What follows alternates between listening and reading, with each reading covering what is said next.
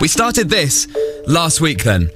It's the autumn term. Some of you are starting school or college for the first time, and we know how you feel. We've all been there. We've all started school. We've all had a first day of horribleness. We've all packed our bag for the first time. We've all worn the new uncomfortable shoes for the first time. We know about that.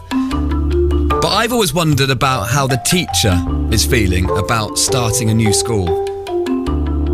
We don't really think about them. When you're at school, you don't think about your teacher's feelings. You don't think they're human. You really don't. What kind of people are they? Who would choose to teach? And I just want to find out. So we tried to infiltrate the secret circle. And after scouring the land and with a bit of persuasion, we have found a teacher who's willing to share with you exactly how they feel during their first year as a qualified teacher. The identity of this teacher, if you listened last week, will remain anonymous.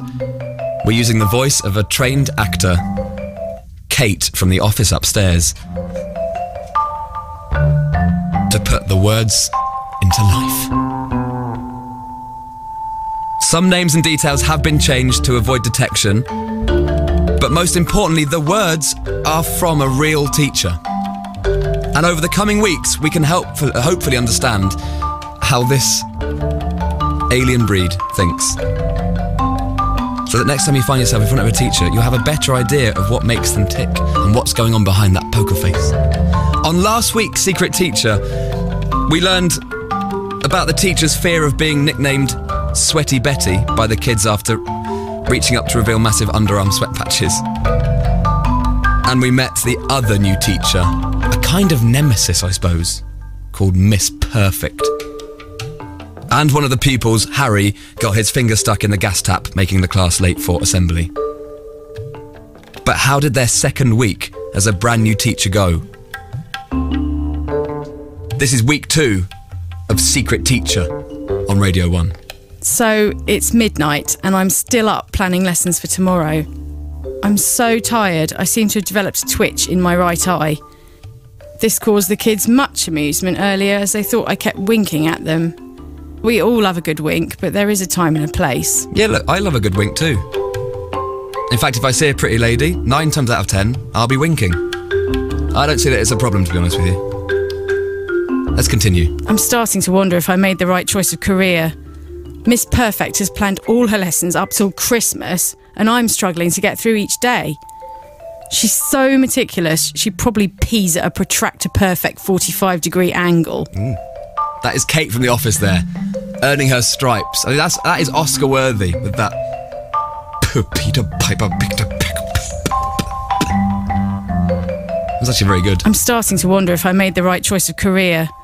Miss Perfect has planned all her lessons up till Christmas, and I'm struggling to get through each day. She's so meticulous, she probably pees at a protractor perfect 45-degree angle. And she continues. Taught my year 8s about reactivity theory and displacement today, or as I like to call it, the Jolie effect.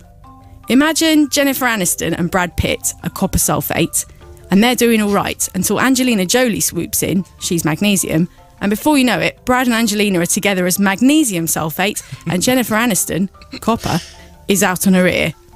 I think they understood it, although I'm sure many will frown upon my teaching methods. I think so. I think this is probably correct. Using celebrities to teach science, I've not heard of that. It didn't happen at my school. But strangely, I kind of get it in a weird way. It was a lovely end to the week when one of my year 7s ran up to me and gave me a muffin, as he said I'd made science make sense for him. I do hope this was genuinely the case and they hadn't been misreading my eye twitch as something altogether more inappropriate. Yeah, because you'll be fired if that's the case. I mean, didn't that actually happen in Waterloo Road, for real? And that was more than just winking.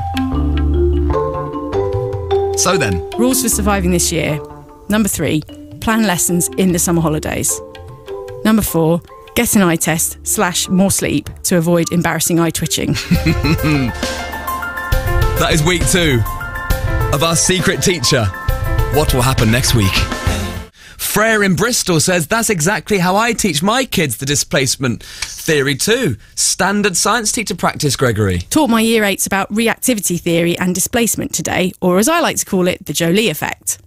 Imagine Jennifer Aniston and Brad Pitt are copper sulfate, and they're doing all right until Angelina Jolie swoops in. She's magnesium. And before you know it, Brad and Angelina are together as magnesium sulfate, and Jennifer Aniston, copper, is out on her ear. I think they understood it, although I'm sure many will frown upon my teaching methods. I kind of get it. So copper is Jennifer Aniston. So Laura, what's Jennifer Aniston doing now? She's copper. So she's by herself. I think. Oh, is she? I thought she was with someone else now, though. Oh, they might be another chemical or metal or whatever it is. I'm not a teacher. Okay. Thanks for clearing that up. Thanks. I wasn't sure. I wouldn't know. I'm not a teacher. Esme and Newquay. Wednesday's my new favourite day. I love Secret Teacher. Well, thank you very much indeed. We've got Kirsten in Glasgow says, I'm listening to this from my first classroom in Glasgow. It's ridiculous and amazing. We've been listening all afternoon in class whilst doing our art. I'm making all my children listen to Radio 1. Katie in Middlesbrough, my A-level chemistry teacher uses that Jolie effect thing too. She needn't worry. There you go. All good. Next week then, next Wednesday after 5, you'll get the next instalment of Secret Teacher.